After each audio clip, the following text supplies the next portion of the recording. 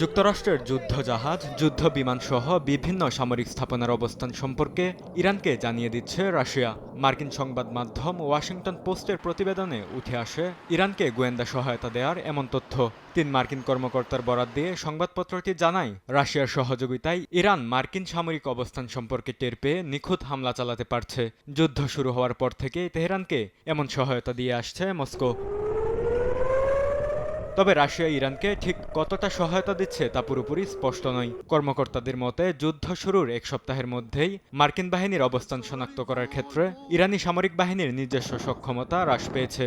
এর মাধ্যমে প্রথমবারের মতো ইঙ্গিত পাওয়া যাচ্ছে যুক্তরাষ্ট্রের প্রধান প্রতিদ্বন্দ্বী কোনো দেশ এই যুদ্ধে পরোক্ষভাবে অংশ নিচ্ছে কিনা। তবে এ বিষয়ে রাশিয়ার পক্ষ থেকে তাৎক্ষণিকভাবে কোনো মন্তব্য করা হয়নি। বিকাশ পেমেন্টে 10,000 টাকার বেশি অফার। শপিং চলছে তো। বিশ্লেষকদের মতে, কমান্ড অ্যান্ড কন্ট্রোল অবকাঠামো, রাডার এবং কুয়েতের অস্থায়ী সেনা ছাউনির মতো জায়গায় ইরানের সাম্প্রতিক হামলার ধরন গোয়েন্দা তথ্য বিনিময়ের ইঙ্গিত দেয়। এমনকি গেল কয়েকদিনের মধ্যে সৌদি আরবের রাজধানী রিয়াদে অবস্থিত মার্কিন দূতাবাসের CIA স্টেশনটিও হামলার শিকার হয়েছে, যার মাধ্যমে স্পষ্টভাবে ধারণা পাওয়া যায় ইরানের নিখুঁত হামলার সক্ষমতা বেড়েছে।